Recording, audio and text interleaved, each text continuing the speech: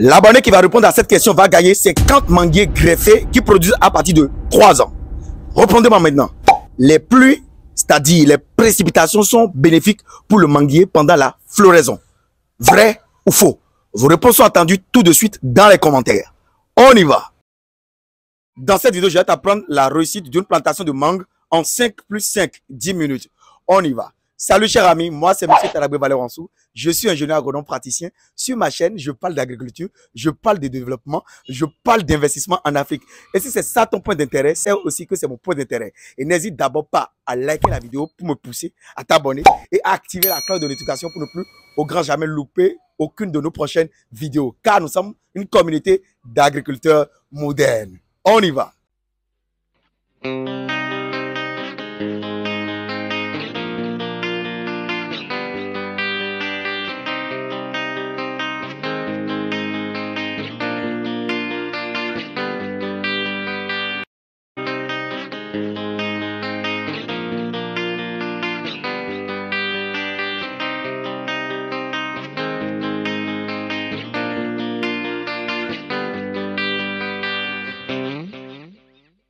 La densité de plantation du manguier. La densité de plantation du manguier par hectare est autour de 125 plants par hectare, avec un rendement compris entre 12 et 15 tonnes. Le manguier génère beaucoup d'argent.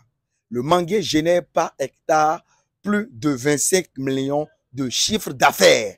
Et vous allez vous étonner lorsque vous vous lancez dans la production de la mangue séchée. Et c'est-à-dire couper les fruits, venir à maturité, les sécher et les revendre sur le marché, c'est 50 millions de chiffre d'affaires. Et beaucoup de personnes ne le connaissent pas. Le jackpot est autour de la revente, la réexportation de la mangue, surtout des bonnes mangues, vers l'Europe. C'est là le jackpot. Et l'ennemi numéro 1 de la mangue, ce sont les maladies et aussi les mouches blanches de fruits. Contrairement dans le cas du manguier, beaucoup d'agriculteurs vont se fixer sur l'apport en matière organique. C'est faux. Le manguier a besoin de nutriments, mais ses racines pivotantes et profondes et traçantes iront chercher dans la solution du sol les nutriments dont le fruitier a besoin. Alors, ce qui est déterminant dans la position du manguier, c'est la température, c'est le climat.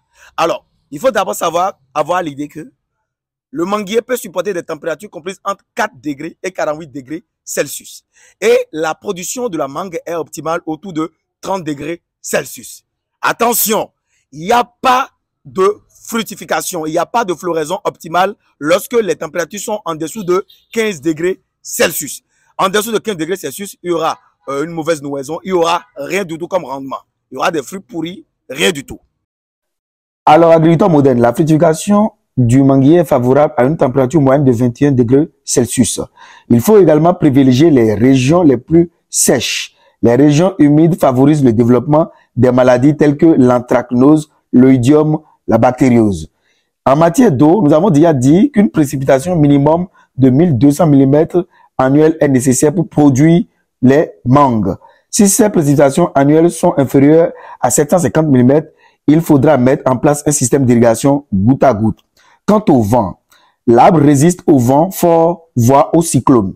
L'excès de vent peut provoquer la chute des fleurs ou des jeunes fruits. Il est recommandé de protéger le verger avec des haies brise-vent. De plus, ces haies accueillent les insectes pollinisateurs et les auxiliaires pour la lutte biologique. Par exemple, les écophiles, les fourmis qui permettent de lutter contre les mouches blanches de la mangue.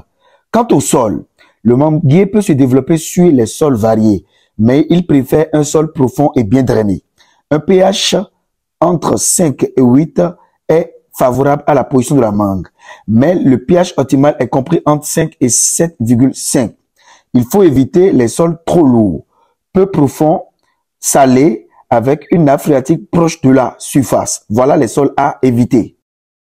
En ce qui concerne le choix du terrain, il faut sélectionner une bonne terre drainante, exposée au soleil, facile d'accès, non inondable, mais située près d'un point d'eau et à l'abri du vent. Une analyse de sol est conseillée dans ce cas. Voilà, donc le matériel végétal doit être un matériel végétal d'élite ici. Et pour constater un matériel végétal d'élite, je vais vérifier si le greffage a bien réussi. La ligature au niveau greffon et du porte-greffe. Voilà, elle a été un coup de succès, la chirurgie a été impeccable.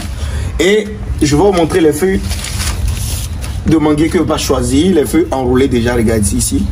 On ne peut pas choisir ce type de feuilles. Les feuilles qui ont déjà des taches douteuses, on n'a pas à les choisir. Et regardez derrière ici, vous ne la voyez pas, mais regardez déjà, le danger vient. Les feuilles qui ont déjà des nids de pucerons comme ça, de cochenilles farineuses, elles ne sont pas sélectionnées. Donc, je vais plutôt choisir un matériel végétal d'élite, comme je le dis souvent. Voilà, ce matériel végétal ne doit pas être penché, il doit être bien droit. Même s'il est penché en bas, je peux le réajuster. Alors, pour planter les manguiers d'élite, dans ce cas, ça va vous paraître bizarre. On n'a pas besoin de grandes choses. On va faire un trou de 50 cm de côté et de 50 cm de profondeur.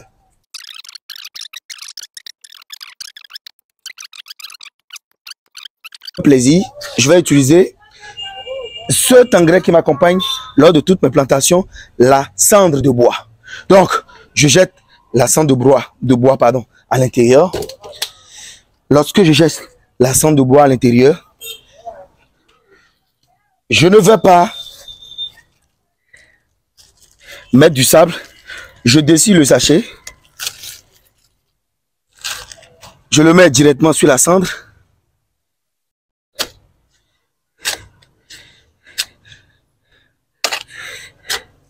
Et puis je ferme légèrement le trou. Contrairement aux autres fruitiers, le manguier n'a pas trop besoin de la matière organique au cours de sa production, mais a plus besoin du phosphore et du potassium. Et là, tout ce phosphore et ce potassium est dans la solution du sol. Ce qui est important pour produire le manguier, c'est d'assurer le contrôle des maladies qui vont, à part ricocher, après attaquer le fruit. Et il faut vraiment vérifier si la ligature, elle a été parfaite, c'est-à-dire la chirurgie, elle a été parfaite au niveau du greffon ou du porte-greffe. Là, il n'y a plus de sachet, il n'y a plus rien. Et maintenant, je vais traiter ce manguier et l'arroser. J'arrose le contour de toutes les feuilles. J'asperge avec ce produit qui est composé d'huile de Nîmes, du savon noir. Voilà. Je finis de traiter les feuilles. Maintenant,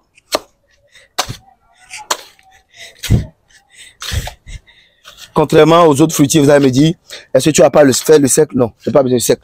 Je ferme tout.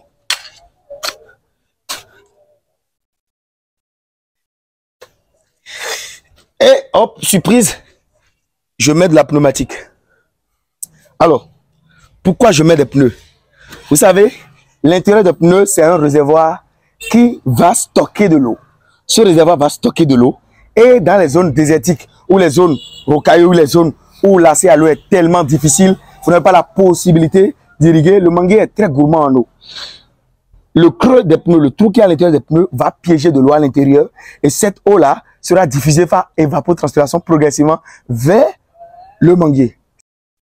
Alors, agriculteur moderne, ce manguier que nous avons planté est un manguier greffé et qui produit déjà à partir de la 3e année. Et il est important d'enlever les fleurs durant les 3 premières années pour renforcer la croissance de l'arbre. Également, il faut tailler les tailles de formation. La taille de formation évite les démarrages de charpentière au niveau du point de greffe. Taillez toujours les tiges en dessous du bourgeon d'extrémité afin de favoriser les démarrages des acillaires. Alors, n'oubliez surtout pas d'étaler une épaisse couche de paille au pied de chaque manguier pour garder l'humidité le plus longtemps possible. Éliminez les repousses de mauvaises herbes si possible en les enlevant manuellement et arroser régulièrement s'il n'y a pas d'eau. Nous avons utilisé les pneus dans la vidéo pour vous montrer qu'il faut protéger notre terre, notre mère nature. Également, il faut de la fertilisation. Lorsque vous avez les moyens, la fertilisation permet de soutenir la floraison et assurer le grossissement du fruit. Pour les plantations jeunes, moins de 4 ans, fractionnez la fertilisation en 3 apports égaux appliqués en août, en décembre et mars. Ciblez les épisodes pluvieux. Pour les plantations adultes, fractionnez la fertilisation en fonction du cycle de la plante. Partagez cette vidéo pour soutenir la chaîne.